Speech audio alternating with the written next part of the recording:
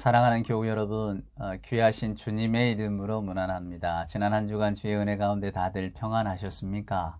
어느새 사순절의 기간이 다 지나고 종려주일이 돌아왔습니다. 호산나 호산나 예루살렘에 입성하시던 우리 예수님과 그 제자들을 맞이하던 이스라엘 사람들의 환호성이 그냥 귓가에 들리는 듯합니다. 물론 그 환호성은 얼마 안 있어서 십자가에 못 박으라고 하는 환호성으로 바뀌었지만요.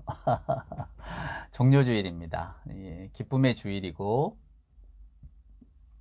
또 뭔가 기대가 넘치는 주일이죠. 그러나 이 주일 지나면 이제 고난주간이 시작이 되고 또 예수님의 십자가가 기다리고 있음을 우리는 압니다. 물론 그 십자가 위에는 또 부활이 기다리고 있음도 알지요. 예수님 부활 다음에는 여러분 뭐가 기다리고 있겠습니까? 이제 세상의 종말과 다시 오실 주님이 있는 거죠. 우리는 지금 그 종말의 때를 살아가고 있습니다. 그럴 때에 다시 한번 우리가 2000년 전으로 돌아가서 예수님이 예루살렘에 들어오시던 때 어떤 마음으로 들어오시고 또 어떤 이야기를 들려주고 싶으셨을까? 그걸 고대하면서 오늘 함께 이 기쁨의 종려주의를 맞이하도록 하겠습니다. 우리 경배 찬송 85장입니다. 구주를 생각만 해도 이렇게 좋거든. 주 얼굴 배울 때에야 얼마나 좋으랴.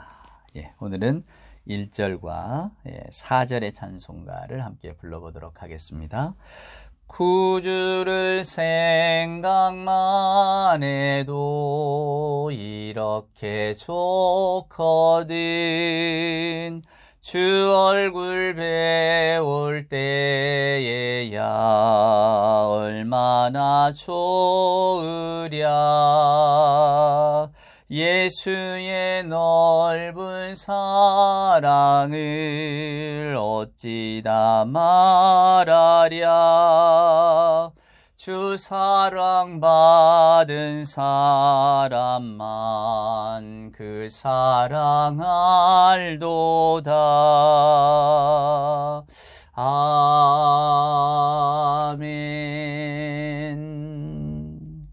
사도신경으로 우리들의 신앙을 고백합니다. 전능하사 천지를 만드신 하나님 아버지를 내가 믿사오며 그 외아들 우리 주 예수 그리스도를 믿사오니 이는 성령으로 잉태하사 동정녀 마리아에게 나시고 본디오 빌라도에게 고난을 받으사 십자가에 못 박혀 죽으시고 장사한 지 사흘 만에 죽은 자 가운데서 다시 살아나시며 하늘에 오르사 전능하신 하나님 우편에 앉아 계시다가 저리로서 산자와 죽은 자를 심판하러 오시리라. 성령을 믿사오며 거룩한 공회와 성도가 서로 교통하는 것과 죄를 사하여 주시는 것과 몸이 다시 사는 것과 영원히 사는 것을 믿사옵나이다. 아멘. 종려주일 성시를 함께 교독하도록 하겠습니다. 129번입니다. 우리 교독문 129번 종려주일 성시입니다. 시온에 따라 크게 기뻐할지어다. 예루살렘에 따라 즐거이 부를지어다. 보라, 내 왕이 내게 임하시나니 그는 공의로우시며 구원을 베푸시며 겸손하여서 나귀를 타시나니 나귀의 작은 것 곧 나귀 새끼니라. 내가 에브라임의 병거와 예루살렘의 말을 끊겠고 전쟁하는 활도 끊으리니 그가 이방 사람에게 화평을 전할 것이요 그의 통치는 바다에서 바다까지 이르고 유브라데 강에서 땅끝까지 이르리라. 앞에서 가고 뒤에서 따르는 무리가 소리 높여 이르되 호산나 다윗의 자손이여 찬송하리로다. 주의 이름으로 오시는 이여 가장 높은 곳에서 호산나 하더라. 아멘. 오늘 종려주일 찬송가는 실은 찬송가 141장, 142장 요런 찬송을 불러야 되는데 아무래도 여러분이 좀 낯설 것 같고 또 저희가 현장 예배라면 함께 연습도 하면서 불러볼 텐데 그럴 수가 없잖아요. 그래서 찬송가 144장. 예수 나를 위하여 십자가를 질 때 세상 죄를 지시고 고초당하셨네. 우리 1절과 4절. 144장 찬송가 1절과 4절 함께 찬송하겠습니다. 예수 나를 위하여 십자가를 질 때 세상 죄를 지시고 고초당하셨네. 예수님 나의 죄 위하여 보배 피를 흘리니 죄인 받으소서. 아름답다 예수여 나의 좋은 친구. 예수 공로 아니면 영원 형벌 받네. 예수님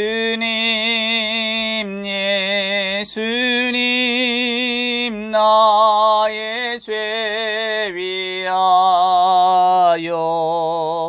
보배 피를 흘리니 죄인 받으소서.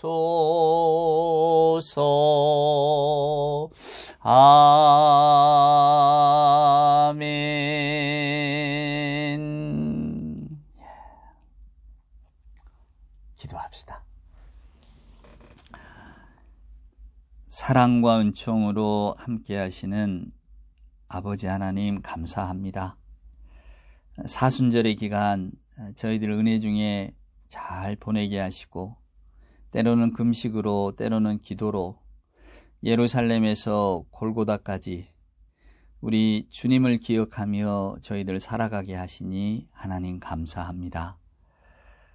온 천하에 봄꽃이 만발하는 것을 보면서 우리 주님의 고난 뒤에는 반드시 부활이 있음을 또한 기억하게 하심도 감사합니다. 저희들의 마음 가운데 고난주간과 또 이 종려주의를 맞아 우리 주님의 부활의 뜻을 되새기게 하심도 하나님 감사합니다. 하지만 그 부활은 고통과 아픔과 고독의 한가운데서 부활이 생겨남을 기억하면서 우리 주 예수 그리스도가 우리를 위하여 겪으셨던 그 아픔, 하나님께서 우리의 고통과 함께 아파하셨던 것을 기억하면서 오늘 또 아파하는 자들과 함께 하시고 눈물을 흘리는 자들의 눈물을 닦아주시려 그들의 곁에 계시는 임마누엘 하나님을 기억하며 저희가 감사와 찬송을 올리게 하여 주시옵소서. 사순의 시간을 다 지나고 또 종려주일과 고난주간을 맞이하면서도 여전히 저희들의 마음이 둘로 나뉘어져 있음을 고백합니다. 진정으로 우리 구주 예수 그리스도를 따르고 싶은 마음 간절하지만 또 세상과 저희들의 욕망을, 욕심을, 욕구를 따르려는 힘도 그만큼 큼을 저희들은 느낍니다. 성공과 사람들의 존경, 힘과 쾌락, 그리고 영향력과 물질에 대한 소리가 여기저기서 들려올 때 저희들의 귀와 마음이 크게 열리는 것을 우리 주님은 아십니다. 주님, 우리 모두를 도우셔서 이 소리들에 귀먹게 하시고 좁은 길을 걸어 생명을 얻으라는 우리 예수님의 음성에 더 예민한 자로 살아갈 수 있도록 이 시간 은총을 베풀어 주시옵소서. 살아가는 매 순간순간마다 주님의 길이냐 세상의 길이냐 선택의 기로에 서 있는 저희들, 제 생각이 아니라 주님의 생각을, 제가 하고 싶은 말이 아니라 우리 주님의 말을, 내가 하고 싶은 행동이 아니라 주님의 행동을 따라가고자 원하지만 선택하는 것은 언제나 저 자신이었음을 기억할 때에 오늘도 절망하고 또 우리 주님 앞에 부끄러운 마음으로 무릎 꿇지만 한편으로는 그 소망을 우리 하나님께 두기에 저희들 좌절하지 않고 또 믿음의 용기를 얻습니다. 아버지 하나님, 주의 성령께서 늘 저희들과 함께하여 주시옵소서. 언제 어디서나 함께하여 주시고 언제 어디서나 신실하게 하셔서 저희들 부활절이 왔을 때 주님이 저를 위해 준비하신 그 생명의 기쁨을 저희들이 온전히 맛볼 수 있도록 주여 도와주시옵소서.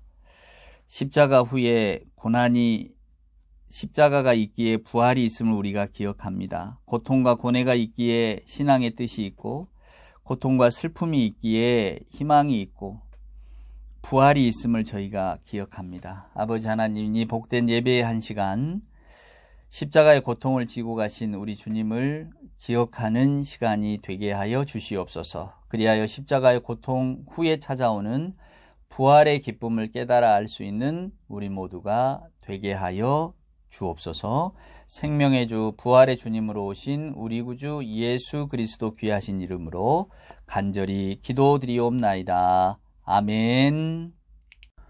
오늘 우리에게 주시는 하나님의 말씀은 마가복음에 있는 이야기를 한번 읽어보겠습니다. 마가복음 11장입니다. 그 유명한 무화과 나무에 관한 이야기, 흔히 무화과 나무 저주 사건이라고 우리가 알고 있는 이야기입니다.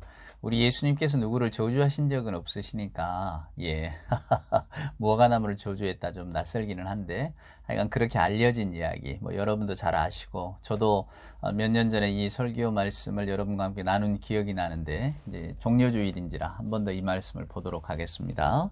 자, 마가복음 11장 11절 말씀부터 한번 보세요. 예수께서 예루살렘에 이르러 성전에 들어가사 모든 것을 둘러보시고 때가 이미 저물매 12제자를 데리시고 베다니에서 나가시니라. 이튿날 그들이 베다니에서 나왔을 때에 예수께서 시장하신지라. 멀리서 잎사귀 있는 한 무화과 나무를 보시고 혹 그 나무에 무엇이 있을까 하여 가셨더니 가서 보신즉 잎사귀 외에 아무것도 없더라. 이는 무화과의 때가 아님이라. 예수께서 나무에게 말씀하여 이르시되 이제부터 영원토록 사람이 내게서 열매를 따먹지 못하리라 하시니 제자들이 이를 듣더라. 그들이 예루살렘에 들어가니라. 예수께서 성전에 들어가사 성전 안에서 매매하는 자들을 내쫓으시며 돈 바꾸는 자들의 상과 비둘기 파는 자들의 의자를 둘러엎으시며 아무나 물건을 가지고 성전 안으로 지나다님을 허락지 아니하시고 이에 가르쳐 이르시되 기록된 바 내 집은 만민이 기도하는 집이라 칭함을 받으리라고 하지 아니하였느냐. 너희는 강도의 소굴을 만들었도다 하시매 대제사장들과 서기관들이 듣고 예수를 어떻게 죽일까 하고 꾀하니 이는 무리가 다 그의 교훈을 놀랍게 여김으로 그를 두려워함일러라. 그리고 날이 저물매 그들이 성 밖으로 나가더라. 19절에 있는 말씀까지를 읽었습니다. 원래는 이제 25절까지 여러분 오늘 볼 건데요. 오늘 이야기는 여러분들이 많이 들으셨어도 한두 번쯤은 들어본 경험이 있으실 텐데도 한 번 더 귀를 기울여서 잘 들어주시기를 바랍니다. 그만큼 오늘 이 말씀 속에 담겨 있는 그 뜻이 뭐랄까요? 가장 깊다고나 할까? 제가 평택에서 한 2년 산 적이 있었습니다. 이제 군종 목사로 평택에 1999년부터 2001년까지 거기에서 살았는데요. 평택에 가니까 재밌는 절이 하나 있어요. 수도사라고. 그게 그 온요, 여러분 아시죠? 우리가 학교 다닐 때 배우지 않았습니까? 온요하고 의상이라고 하는 분이 당나라의 유학길, 이제 불교 유학길을 떠났다가 이제 날이 저물어서 산속 동굴 근처, 실은 그게 무덤 근처인데 거기에서 이렇게 잠을 잤단 말이에요. 오래 길을 걷고 했으니까 얼마나 노곤했습니까? 자다 깨어서 목이 마른 이제 온요가 보니까 마침 바가지에 물이 있어서 그 물을 너무나 달게 시원하게 잘 먹고 잠이 들었는데 아침에 일어나 보니까 그게 해골 바가지에 담긴 물이었대잖아요. 해골에 담긴 빗물이었든지 아니면 누구 말처럼 시신 썩었던 물이었든지 하여간 그랬겠죠. 갑자기 이제 구토기가 올라와서 그 물을 토하다가 온유가 깨달음을 얻었대잖아요. 그리고 이제 의상은 그렇게 당나라로 다시 불교 유학을 떠났지만 자기는 돌아와서 이제 신라의 민중들과 함께 했다. 어쩌면 그 불교의 가르침이 일체유심조 아닙니까? 모든 것은 다 자기 마음에 달려 있다고.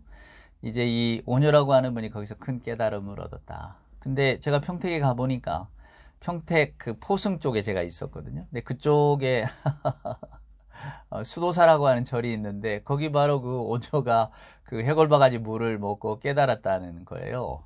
이상하다. 제가 알고 있는 그 온조대사 깨달음은 저기 어디 봉화에 있는 청량산, 청량사 이 정도로 알고 있는데 여러분 원래 전설이라는 게 그러지 않습니까? 여기저기 그냥 우리가 원조다, 누가 원조다 막 하잖아요. 뭐 그 심청인가요? 뭐 저쪽 전라북도 각이다, 또 어디다 막 이런 이야기들이 많잖아요. 그런 것처럼 근데 여러분 이 이야기가 불교의 가장 큰 가르침을 전하는 이야기이기도 합니다. 그러니까 원래 여러분 큰 가르침은 아주 가벼운 이야기 속에 들어있는 거예요.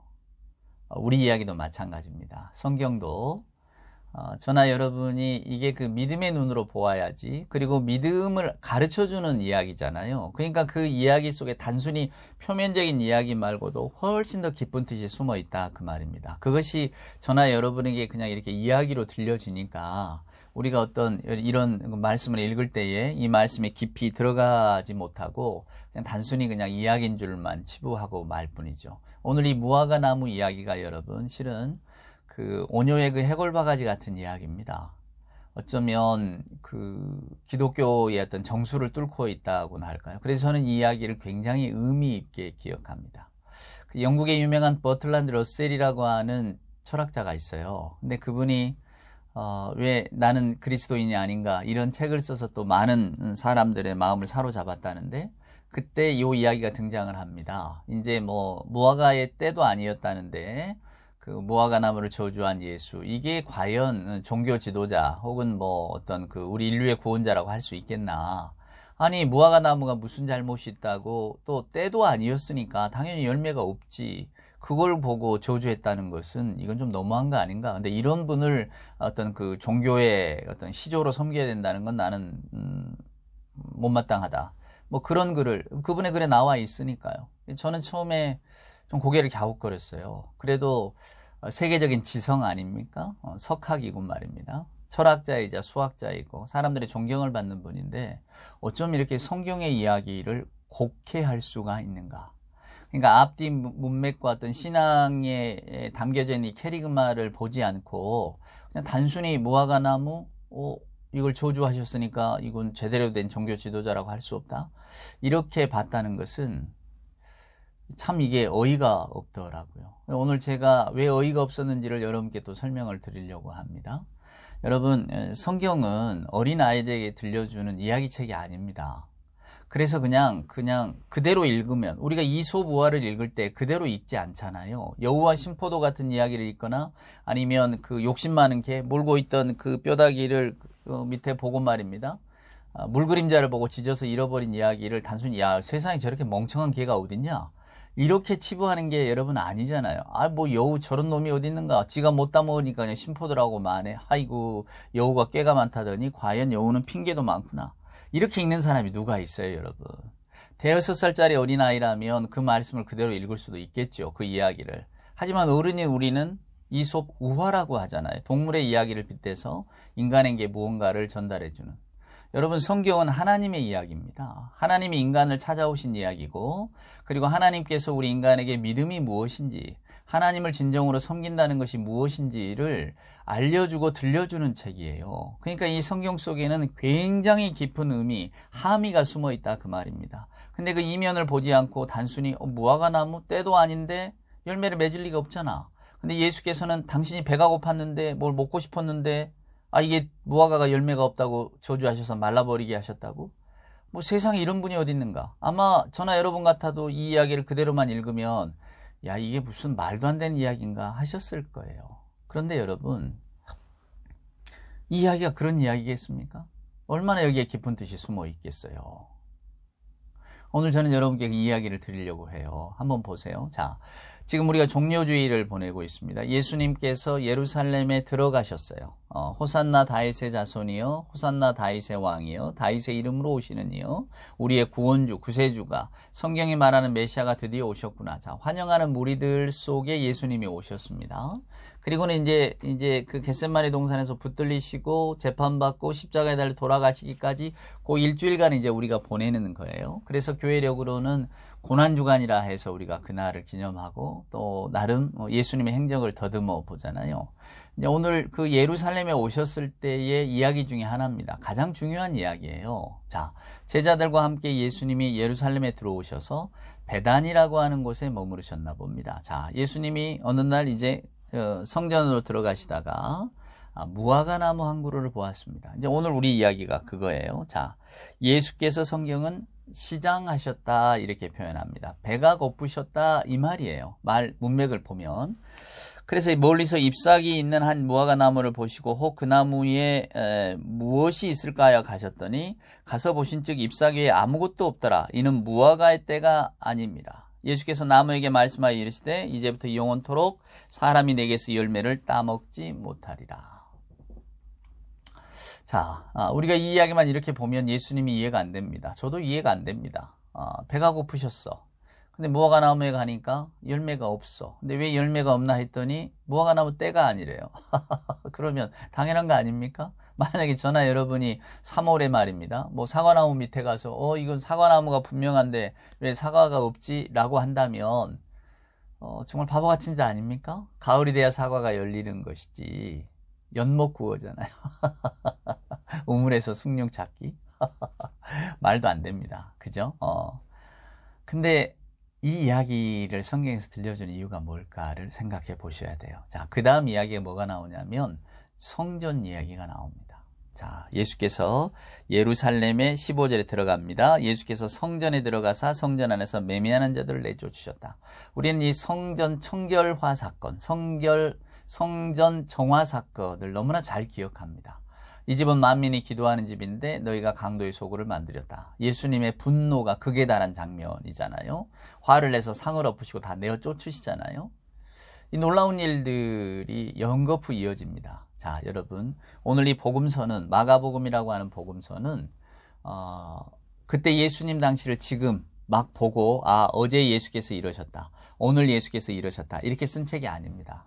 복음서는 여러분 예수님이 부활하고 승천하신 이후에 그리고 제자들이 살아남아서 예수님의 이름으로 교회를 만들고 그 교회 공동체를 이끌어가면서 다시 오실 주님을 기다리는 그 십수년의 세월이 지난 다음에 그 다음에 비로소 집필되기 시작한 게 복음서입니다. 그러니까 복음서의 집필 이유는 어느 날 하나님께서 너희들 빨리 복음서를 써라 이렇게 말씀해 주신 게 아니에요. 예수님과 더불어 함께 행동하던 제자들이 살아있을 때는 예수님의 이야기를 다 들려줄 수가 있었잖아요. 우리가 예수님과 함께 다닐 때에 우리가 예수님의 말씀을 들을 때에 이러이러한 일이 있었다. 증언해줄 증언자가 있었단 말입니다. 근데 세월이 흘러가면서 이 증언자들이 이제 죽기 시작하잖아요. 예수님의 제자들이 야고보를 필두로 해서 순교하기 시작하잖아요. 그러니까 교회 공동체에는 이 살아있는 분들, 제자들의 입에서 보고 듣는 제자들의 입에서 그 예수님의 행적들을 이제 받아서 써야 될 필요성을 느낀 겁니다. 그전에는 예수님이 내일이라도 당장 오실 줄 알았는데 예수님 오시는 시간은 지연되고 그들의 생각에 말입니다. 하나님의 때를 몰랐으니까 예수님의 재림은 늦어지고 그들은 기다리다가 죽고 하니까 이거 안 되겠구나. 예수께서 이 땅에 계실 때 하신 행적과 그 말씀들을 우리가 기록하자. 그렇게 해서 시작되는 것이 이제 복음서의 기록입니다. 처음에는 아마 그 교회 공동체끼리 돌려보려고 했겠죠. 그러니까 그런 연후에 이렇게 기록된 복음서이기 때문에 복음서는 예수님의 행적을 기록하고 예수님의 말씀을 기록한 책이지만 한편으로는 이미 예수님의 말씀이 떨어지고 나서 그 십수년의 세월이 흐른 다음에 그 예수님의 말씀이 어떻게 지금 이루어져 가고 있는가를 다 지켜보면서 쓴 책이기도 하다는 것을 여러분 꼭 기억하셔야 돼요. 그러니까 오늘 이 복음서 안에는 예수님의 말씀이 어떻게 이루어졌는가, 즉 예수님의 말씀은 현재지만 이미 그 현재 속에는 그 이후로의 미래의 일까지도 다 들어와 있다는 것을 꼭 기억하셔야 됩니다. 그래야만 이 말씀의 뜻들을 제대로 보실 수가 있는 거예요. 또 물론 과거 일도 마찬가지입니다. 과거 옛 이스라엘이 가지고 있었던 신앙의 어떤 그 형태들과 또 그들의 역사 속에 등장했던 하나님의 이야기가 마치 현재처럼 다 증언이 되거든요. 그러니까 이 복음서를 읽으실 때는 요 구절만을 똑 떼어서 읽거나 아니면 그냥 이 부분만을 이렇게 읽어서 이거 말도 안 된다 이렇게 볼 수가 절대로 없는 기록이다 그 말이에요. 그러니까 오늘 이 복음서 안에 이 안에 들어있는 이스라엘의 전통과 역사와 신앙 이것들도 다 알아야 되고 또 예수님이 말씀하신 바가 무슨 뜻인가 그 이후로 인간의 역사가 어떻게 전개되었는가 이런 것들을 보면서 아 그때 예수님의 말씀이 이런 말씀이었구나 라고 하는 것을 우리가 듣고 깨닫는 거죠. 자 오늘 그래서 마가는 말입니다. 오늘 이 예수님의 마지막 행적을 기록할 때에 그냥 기록한 게 아니었어요. 그때는 자기도 몰랐잖아요. 그러나 예수님이 그런 행동과 말씀을 하신 것을 조금 시간과 세월이 지난 다음에 아 그때 예수님이 이런 뜻에서 이런 말씀을 하셨구나 분명하게 알게 된 겁니다. 그래서 오늘 이 무화과 나무 사건도 그에게는 굉장히 큰 의미로 남았을 거예요. 누가가 그랬겠습니까? 그 예수님의 제자들 함께 있었던 제자들의 마음속에 굉장히 각인된 사건이었죠. 자, 우리가 시간이 많이 없기 때문에 제가 바로 들어가도록 하겠습니다. 구약 성경을 읽어보면 이스라엘이라고 하는 즉 유대 민족을 상징하는 나무가 몇 그루 나옵니다. 여러분 잘 아시는 것처럼 첫 번째는 포도주예요. 포도나무. 그 다음에 또 하나가 무화과 나무입니다. 무화과 나무에 대한 이야기가 유대민족 이스라엘에게 빗대어서 자주 등장을 해요. 만약에 저나 여러분이 대한민국에 살고 있잖아요. 만약 우리는 삼천리 반도 금숭황산 무궁화 삼천리라고 할 때 무궁화를 이야기하면 우리는 아 대한민국 압니다. 왜? 무궁화는 우리나라의 상징이니까. 그러니까 만약에 먼 후대의 사람이 아 무궁화가 시들어가고 있는 걸 보고 뭐 일제시대에 누가 탄식했다 라고 쓴다면 무궁화는 우리나라를 상징하는 거구나. 우리가 지금 무궁화가 시들어가는 것처럼 우리나라 국력이 쇠하여져서 이제 금방 일본한테 나라를 빼앗기겠구나. 만약에 1900년 어간에 이런 걸 누가 썼다면 당장 우리는 알아들을 겁니다. 아, 이 무궁화는 바로 우리나라를 말하는 것이구나. 우리나라가 쇠약해지고 있다는 걸 말하는구나. 그래서 결국 일본에게 나라를 뺏기게 됐구나. 이런 것들이 쭉 깨진다 그 말이에요. 그러니까 오늘 이 마가의 이야기를 읽는 사람들, 유대적 전통에서 배경을 알고 있는 사람들은 무화과?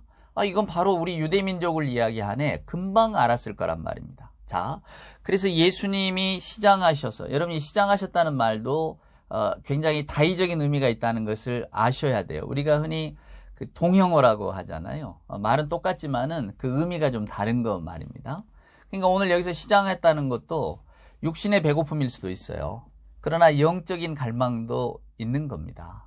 우리가 뭐 그러잖아요. 너 어느 대회에서 1등을 했단 말이야. 야, 그럼 너 이제는 배부르겠구나, 이제. 아니면 내가 주식을 투자를 해서 돈을 많이 벌었다고 칩시다. 한 100억 벌었다고 칠까요? 야, 너 100억이나 가지고 있으니 이제 배부르겠구나. 그럴 때 뭐라고 대답하시렵니까? 나 아직 배고파. 나 더 먹어야 돼. 이러지 않겠습니까? 나 돈 더 많이 벌어야 돼. 이게 여러분, 우리가 쓰는 언어의 묘미 아닙니까? 그냥 먹는 것에 빗댄 거잖아요. 예수님이 시장하셨다는 이야기도 오늘 영적인 의미로 읽을 줄 알아야 된다 그 말입니다. 그래서 무화과 나무를 보시고 무화과 나무에게로 갔다. 근데 무화과 나무가 잎이 무성했다. 잎은 있는 거예요. 무성한 거예요. 그럼 당연히 열매가 있어야겠지. 근데 가보니까 열매가 없는 거예요. 자, 이는 무화과의 때가 아니었다. 이렇게 설명을 붙입니다. 그래서 우리는 이 말을 갑자기 오해해버리죠. 무화과 열매가 맺을 계절도 아닌데 예수님이 성급하게 가셨나? 근데 그 다음에 있는 이야기를 읽어보면 이게 분명하게 드러납니다. 그 다음에가 뭡니까? 예수님이 예루살렘의 성전을 찾아가신 거예요. 자, 그럼 성전이라고 한다면 여러분 어떤 의미를 가지고 있나요? 이스라엘의 구원의 모체입니다. 그 성전은 하나님이 머무시는 것이고 그 성전이야말로 이스라엘에게 우리에게 구원이 있다는 것을 보여주는 장소예요. 그러니까 더 단순하게 말하면 성전이 있기 때문에 우리는 하나님의 구원 백성이다라고 하는 증거가 된다 그 말입니다. 그런데 예수님이 성전에 갔더니 어떻게 되어 있습니까? 성전의 본래 기능, 즉 하나님께 기도하는 건 없어지고 그 앞에 장사치드만 넘쳐나더라는 거예요. 즉 성전 앞에 사람들은 많은데 실제로 성전이 제대로 된 하나님께 대한 예배의 기능을 갖고 있느냐 안 하고 있더라 그 말입니다. 똑같지 않습니까? 무화과 나무에게 갔더니 열매를 얻으려고 갔더니 잎은 무성한데 열매가 없더라. 성전 앞에 갔더니 사람은 무성한데 하나님을 진정으로 섬기는 모습은 찾아보기 어렵더라. 똑같다 이야기예요. 그래서 여기에 마가의 뜻이 다 들어가 있는 겁니다. 아까 말씀드린 것처럼 왜 하필 다른 나무 뽕나무도 아니고 사과나무도 아니고 뭐도 아니고 왜 하필 무화과 나무일까를 생각하셔야 돼요. 만약에 무화과 나무가 아니었다면 포도나무였겠지. 왜? 이스라엘이 상징하는 거니까. 그러니까 오늘 마가는 이 속에 이 무화과 나무 에피소드 속에 결국은 예수님의 가장 맹렬하신 비난의 말씀, 비판의 말씀을 담아두신 거예요. 그건 뭐에 대한 경고입니까?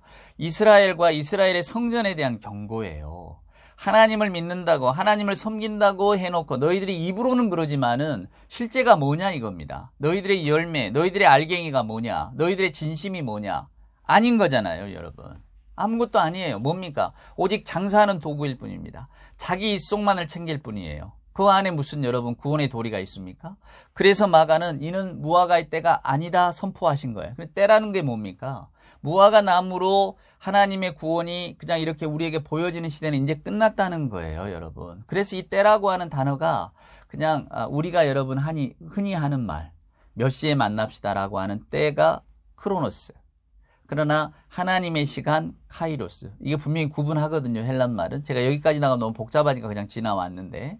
그래서 왜 때가 찼다라고 하는 마가복음의 첫 대목에 그 때가 크로노스가 아니라 즉 뭐 AD 몇 년, BC 몇 년 때가 되었다 이 말이 아니에요. 그 때라고 하는 것은 하나님의 때를 이야기합니다. 그러니까 예수님께서도 종말의 때는 종말의 시간은 아무도 모른다라고 할 때 그 때가 바로 카이로스 하나님의 시간을 말하는 거예요.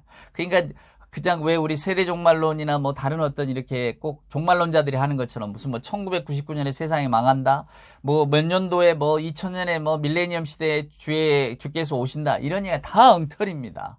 그 인간의 시간으로 특정할 수 있는 게 아니에요. 하나님의 시간은. 그러니까 그 크로노스 카이로스를 구분을 못해서 그냥 때라고 하니까 그냥 확 달려들어 그냥 이 때는 이때야. 우리가 이때를 알 수 있어. 이렇게 말하는 어리석은 주장인 거죠. 그러니까 성경을 알고 있는 분들이 볼 때에는 그게 기가 차는 겁니다. 우리가 무슨 초등학생도 아니고 이렇게 말 가지고 장난하는 것에 속아 넘어가다니요. 그러니까 오늘 이 무화과나무도 마찬가지입니다. 무화과나무의 때가 아니라고 하는 것은 하나님의 정해진 시간, 즉 지금 종말의 시간이잖아요. 그럴 때에 이제 하나님의 구원은 무화과를 통해 오는 게 아니라 그거예요. 즉 이스라엘을 통해 오는 게 아니다 그 말입니다. 예수님이 요한복음 4장에서 분명히 여인에게 이야기하잖아요. 이 산 저 산 아니다 말이야. 너희들이 지금 뭐 예루살렘이냐 뭐 무슨 산이냐 이렇게 말할 때가 아니다 그 말이야. 지금은 이제 어디에서든지 영과 진리로 하나님을 만나는 그게 바로 구원이다. 이렇게 말씀하셨다 그 말이에요. 이제 이스라엘이 중요하지 않는 거예요. 혈통, 민족 의미 없어요. 장소 어디를 가야 예루살렘 성전에 가야 하나님을 만날 수 있다? 아니다 그 말입니다. 뭐 영적인 기운이 많은 곳에 가야 뭐 하나님을 만난다? 아니다 그거예요. 영과 진리로 하나님을 예배하는 곳이면 영과 진리로 만나고자 하는 마음이 갈망이 있는 곳이라면 거기에 바로 주의 영이 함께 하신다. 이게 성경의 선포 아닙니까?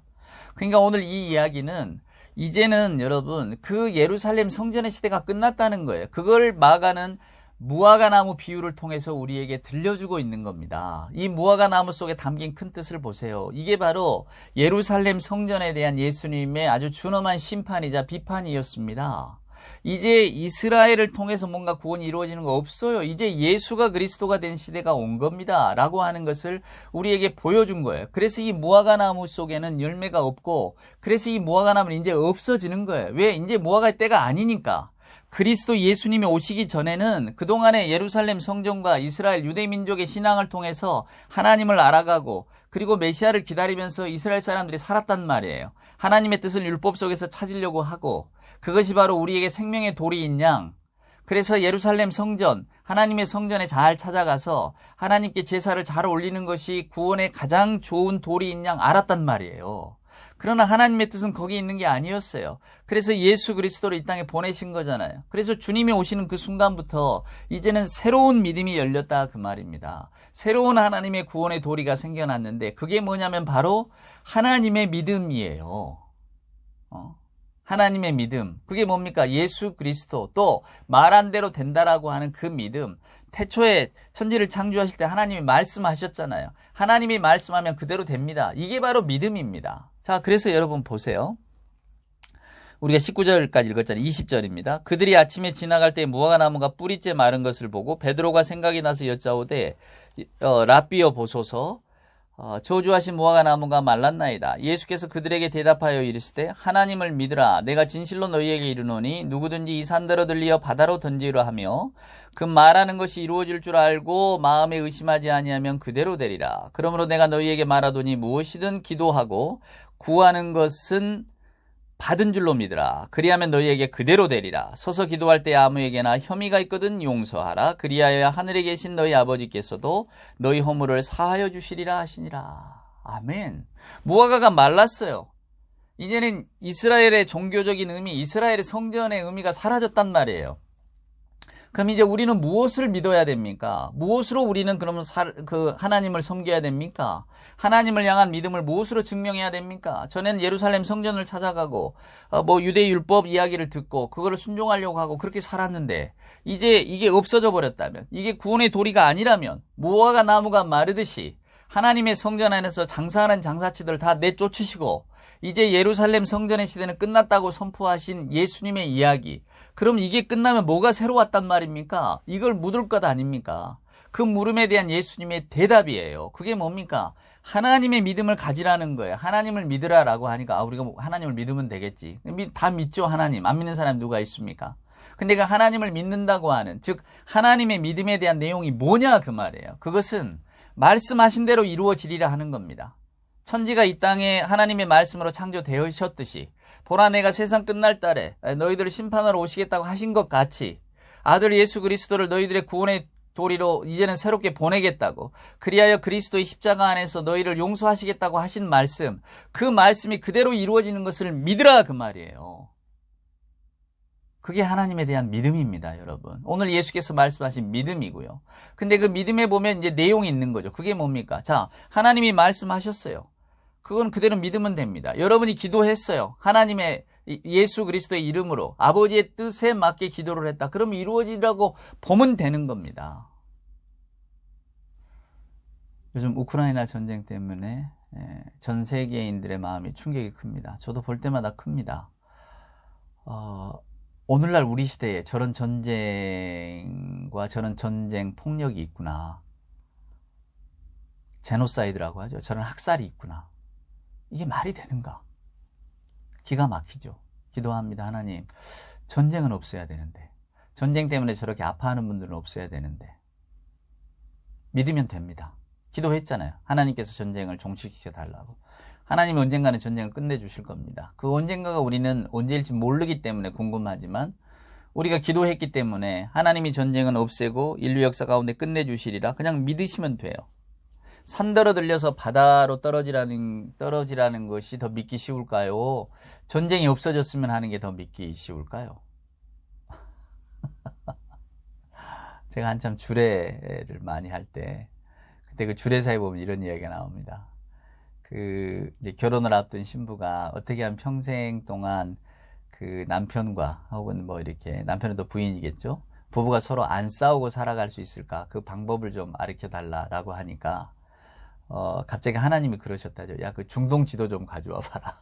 차라리 부부가 안 싸우고 사는 걸 가르칠 바에야 그냥 중동, 이스라엘과 그때 한참 아랍 국가들 싸우고 있었잖아요. 그냥 얘들 평화롭게 하는 게 더 쉽다고. 그만큼 이제 어렵다는 이야기인데요, 관계가. 예. 싸움보다 더 어려운 게 여러분, 산이 바다로 빠지는 건 아니겠어요? 전쟁을 종식시키는 것보다 산이 그냥 바다로 윙 들려서 빠지는 게 더 어렵지 않겠습니까? 네, 근데 예수님은 그 비유를 드세요. 이 산더러 바다에 빠지려 하면 그대로 될 것이다. 지금 된다는 게 아니죠. 지금 내가 기도한다고 되겠습니까? 그러나 하나님께서 그런 일들을 네 기도를 들어주신다 하셨으니까 언젠가는 이루어 주실 거야. 그것이 믿음이라는 겁니다. 하나님이 말씀하신 대로 되리라 하는 그 믿음. 그 다음에 또 예수님 무슨 이야기를 하십니까? 자, 기도하고 구하라. 그리고 서서 기도할 때에 용서하라. 기도와 용서에 대한 이야기를 하셔요. 용서하라. 용서하면 된다. 그래서 예수 그리스도, 우리가 믿는 기독교의 정신은 용서입니다. 우리가 누구를 용서할 수 있겠습니까? 그러나 하나님이 우리를 용납하고 받아주신 것처럼 저희들도 그 자리까지 가야 하지 않을까요? 저는 요즘은 그 용서에 대한 생각을 좀 달리 했습니다. 전에는 누가 내게 뭐 잘못한 사람이 있거든 용서하고 또 뭐 그냥 이해하십시오라고 이런 쪽으로 저도 용서를 생각했어요. 그럼 반드시 따라오는 그 의문이 아니 저 상대방은 내게 잘못한 상대방은 내게 용서를 빌지도 않는데 그럼 내가 용서해야 된단 말입니까? 무슨 용서가 그렇습니까? 그럼 정의 없는 용서 아닙니까? 상대가 적어도 잘못했다고 무릎 꿇고 빌거나 눈물 흘리고 회개하거나 이러면야 뭐 용서하겠지만 뭐 빌지도 않은 걸 어떻게 용서합니까? 이렇게 만약에 이야기한다면 그건 뭐 꼭 예수 이름으로 용서하는 것 용서하지 않아도 만약에 인간의 마음이라면 인지상정으로 누군가 이렇게 용서를 구하면 또 용서해주고 싶은 게 우리 마음 아닙니까? 우리 마종기라고 하는 시인의 시 가운데 누구든 후회하고 산다는 사람이 있거든. 그 사람 무조건 용서해줘라. 뭐 이런 이야기가 있는데 뭐 인생은 어차피 후회니까요. 근데 곰곰이 생각해보면 저나 여러분이 뭐 우리가 남에게 받은 상처는 오래 기억하지만 내가 준 상처는 다 잊어버리잖아요. 그러면 누군가 내가 용서할 사람이 있다는 건 나 역시도 누군가에게 용서를 구해야 되는 존재라는 뜻입니다. 근데 우리는 나는 용서 구할 거 없어요. 나는 살면서 이제까지 누구의 마음을 상하게 하거나 잘못한 일 없는데요. 그러나 내게 잘못한 사람은 많습니다. 근데 내가 오늘 이 말씀을 읽고 나 용서하기로 했어요. 나 그 사람 용서할 겁니다. 우리는 되게 이론 정도로만 이 말씀을 받아들이죠. 근데 여러분, 우리가 누구를 용서한단 말입니까? 만약에 내가 누구를 용서해야 한다면 또 우리는 용서를 빌어야 될 사람이 또 얼마나 많겠어요. 저는 지난 주간에 제가 그 누가복음 15장에 돌아온 둘째 아들 이야기를 했잖아요. 큰아들은 정말로 어처구니 없고 방탕하고 아버지를 모욕한 아들에게도 아버지의 마음이 능히 그렇다면 저 아들도 받아주실 수 있는 분이 우리 아버지다 라고 하는 마음, 그 마음을 품었어야 됩니다. 자기가 용서하라는 거 아니에요. 그래서 제가 말씀드렸잖아요. 그 이야기가 실제라면, 실제로 있는 이야기였다면 아버지 돌아가시면 반드시 형은 동생을 내쫓거나 아니면 그냥 죽여버렸을 거라고. 그게 그 시대의 관습이고 풍습이라고.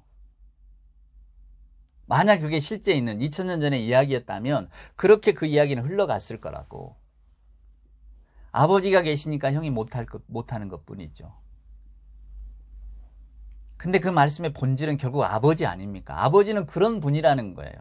큰아들이 자기 동생을 용서하고 받아들이고 이런 것까지 나갈 필요가 없단 말입니다. 우리는 성경을 잘못 읽으면, 이거 큰아들 못됐네. 지가 성실하게 살았으면 살았지. 왜 둘째를 비난하고 말이야. 뭐 이렇게 된다. 이렇게 우리가 가지만은 큰아들 입장에서 보면 당연히 둘째가 못마땅할 것 아닙니까? 받아들이기 어렵죠. 만약에 여러분이 큰아들과 같은 삶을 그렇게 바르고 성실하게 정말로 한눈 안 팔고 아버지 눈치 보면서 철저하게 아버지 재산을 지키려고 애쓴 아버지에게 효심 많은 아들이고 가문을 생각하는 그런 아들로 살았다면 이 돌아온 둘째 아들 받아들이기가 어렵죠. 왜? 사람 쉽게 변합니까? 얘는 또 그런 어떤 그 행동거지를 할 것인데 그런 마음 가지고 살 거예요, 여러분. 얼마나 그가 많이 개과천선해서 바뀌겠습니까? 그거 어려운 일입니다. 잠시 잠깐 아버지 살아계실 때는 또 없을지 모르지만 돌아가시고 없거나 또 옛버릇 나오겠지. 그게 우리들의 생각 아닙니까? 저도 여러분에게 우리가 큰아들이라면 둘째 아들 받아줘야 됩니다. 이런 말씀 드리고 싶은 생각이 없어요. 그런 것이 우리 인간의 그릇이 아니라는 것을 제가 깨달았기 때문입니다. 우리 그릇은 한없이 좁아요. 내가 앉은 자리, 내가 선 자리, 내가 가지고 있는 성품의 자리에서 남을 보는 거지 내 성품을 넘어서서 다 받아들이는 건 어렵습니다. 우리가 그래야 된다고 생각하니까 어쩌면 위선적인 크리스찬이 되는 거예요. 그러지도 못하고 마음도 그러지도 않는데 받아주는 것처럼 한단 말입니다. 그게 얼마나 가겠습니까? 내 본질이 아닌데. 물론 우리 중에는 어떤 분은 또 완전히 말씀에 깨어지고 회심해서 받아들이는 분도 있죠. 제가 그분들이 없다고 말씀드린 건 아니에요. 여러분, 우리가 다 장사미사같이 평범해도 뭐 IQ 200, 정말로 온 지구를 먹여 살릴 만한 놀라운 과학 기술을 발견하거나 뭐 신약을 개발하거나 이런 천재들이 있잖아요. 우리 인간을 어떻게 우리가 재단하고 판단할 수 있어요? 우리에게는 그런 천재들도 있습니다. 누군가 마음을 아주 그냥 벼락처럼 맞으면 완전히 마음을 바꿔서 정과는 다른 사람으로 살아가는 사람도 있죠. 제가 없다는 거 아닙니다. 그러나 대부분의 우리들은 거기까지는 가지는 못해. 끝까지 주님 오시거나 하나님 앞에 나가는 날까지 우리가 가진 성품을 갖고 살아갈 거예요. 우리는 그런 존재예요. 그런데 우리가 예수님의 그 이야기를 읽으면서 누가복음 15장을 읽으면서 생각해야 될 것은 아, 우리 아버지는 저런 분이구나. 나 같은 사람도 받아주지만 저런 말도 안 되는 인간에게도 구원과 사랑의 은총을 베푸시는 분이 우리 아버지구나. 내가 믿는 하나님이 그런 분이구나. 그냥 알고 믿으시면 된다 그 말이에요. 누가 그 사람을 내가 받아주랍니까? 내가 아버지입니까? 우리는 아버지가 될 수는 없어요. 아버지가 된 분도 있죠. 감사한 일입니다. 정말로 주의 성령을 강하게 받은 분이고 정말로 예수 이름으로 자기를 바꾼 분이죠. 놀랍습니다. 우리는 그런 분들을 존경하고 사랑합니다. 하지만 대부분의 우리는 거기까지 못 미칩니다. 받아들일 건 받아들이니까 못마땅한 건 못마땅한 거예요. 그런데 내가 못마땅하다고 해서 아버지가 받아들여 주는 것을 우리가 비난해야 되겠습니까? 그건 아버지의 몫이잖아요. 아버지가 그렇게 하시겠다는데 우리가 뭐라고 말합니까? 여러분, 이게 믿음입니다. 이게 하나님의 믿음이에요. 하나님의 말씀에 대한 믿음이고 하나님이 하시는 일에 대한 믿음입니다. 오늘 예수님은 그 믿음을 가지라고 우리에게 이야기하시는 거예요. 하나님은 말씀하신 대로 된다. 하나님의 성품은 이런 분이다. 우리가 그걸 믿으면 됩니다. 근데 그런 다음에 어디로 가야 됩니까? 이제 기도와 용서로 가야 되는 거예요. 그때 그 용서가 여러분 뭐겠습니까? 내가 누군가를 용서한다? 그러지 마세요. 내가 용서 못하는 건 못하는 거고 안 되는 건 안 되는 겁니다. 하지만 내가 밉다고 저런 인간이 어떻게 이 세상에 존재하는가라고 하는 그 인간에게도 하나님의 자비와 은총은 임하고 있다는 사실을 내가 그냥 받아들이는 겁니다. 왜? 하나님이 하시는 일이니까. 그게 어쩌면 우리가 갈 수 있는 용서인지 모릅니다. 하나님, 나는 저 사람을 받아들일 수 없고 또 눈에 흙이 들어가도 용서할 수 없지만 하나님이 용서하신다면 제가 별 수 있겠습니까? 하나님이 받아주시겠다고 하는데 뭐 제가 무슨 말을 할 수 있겠습니까? 저는 하나님의 피조물일 뿐이고 저 역시 하나님의 은총을 입은 사람일 뿐일걸요. 예, 여기까지만 가시면 됩니다. 하나님을 이렇게 하나님의 모든 것들을 다 인정하고 하나님이 하시는 일에 절대 순종으로 나가는 자세, 우리는 그것만 가지고 있으면 됩니다. 그게 저는 믿음이고 기도고 용서라고 생각합니다. 오늘 예수님의 이야기를 여러분 잘 살피세요. 단순히 무화과 나무 이야기가 아닙니다. 왜 예수님이 무화과 나무를 그냥 멀쩡한 무화과 나무를 죽이시겠습니까? 생명의 주님이신데. 근데 그 무화과를 통해서 상징되어지는 것, 그것이 무엇을 가리키는가를 분명하게 우리가 보는 순간에 이 이야기가 확 밝아집니다. 그랬구나. 자, 오늘 우리들의 믿음과 교회 생활 한번 돌아보세요. 우리도 잎은 무성한데, 그죠 여러분? 많죠. 한국의 교회들 화려하고 또 믿음 생활 얼마나 잘합니까? 주일마다 모이고, 그것도 모자라서 수요일에도 금요일에도 또 고난주간 내내는 또 특별 새벽 예배를 다 모이기도 하잖아요. 근데 정말 중요한 게 여러분 뭘까? 예수님이 찾으시는 건 여러분 뭘까? 우리들의 그런 어떤 외형적인 어떤 것보다도 정말 우리들의 본 마음이 아닐까? 오늘 믿음과 기도와 용서를 이야기하셨던 바로 그 마음. 하나님이 말씀하신 것 그대로 되리라. 우리는 하나님의 말씀인 성경보다도 세상의 가르침과 세상의 흐름을 더 크게 생각하잖아요. 성경은 이렇게 말해도 아니야, 세상은 다 이렇게 말하니까 나는 그게 더 좋아. 저나 여러분이 마음 다 거기 빼앗기고 있잖아요. 뭘 먹을 건가, 뭘 마실 건가, 사회에서 내가 어떤 인정을 받고 어떻게 세상을 편하게 살 것인가, 여기에만 마음이 다 가 있잖아요. 솔직해지자고요. 우리가 주님의 십자가를 묵상하지만 어디 주님의 십자가를 내게 주십시오 하는 분이 누가 있습니까? 피하고 나는 그냥 세상이 좋다 하는 거 좀 거기에 가고 싶어요. 그걸 좀 갖고 싶어요. 그걸 붙들고 싶어요. 저나 여러분이 오늘 주님 앞에서 들여다보아야 될 우리들의 열매는 바로 이겁니다. 아, 내가 여전히 잎사귀만 무성하구나. 나는 왜 내 안의 열매보다 잎사귀를 이렇게 사랑하는, 그리고 그것을 더 귀하다고 생각하는 사람이 됐을까?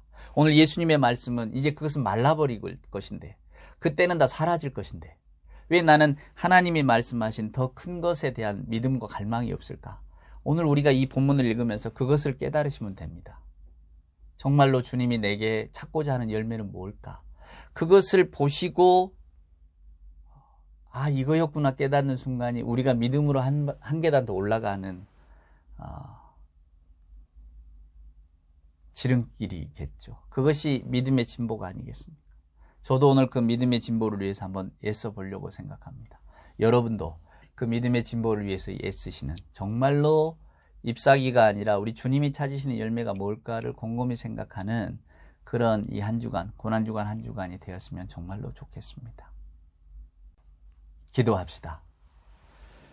이제는 우리 구주 예수 그리스도 크신 은혜와 아버지 하나님의 만극하신 사랑하심과 자비하신 성령님의 함께하심이 오늘 또 무화과 나무를 통해서 우리에게 믿음과 기도와 또 용서에 관한 이야기, 참 믿음에 관한 이야기를 들려주실 때에 내 삶의 열매가 무엇인가, 나는 과연 무엇을 쫓고 있는가를 깊이 생각하며 우리 하나님의 믿음, 또 기도 용서의 자리까지 나가기를 소원하는 우리 예배하는 모든 하나님의 자녀들 머리 위에와 저들의 저 간절한 기도와 또 삶의 형편들 위에 주님 사랑하시는 복된 교회 위에 이제로부터 영원 무궁토록 함께하여 주옵기를 간절히 축원하옵나이다.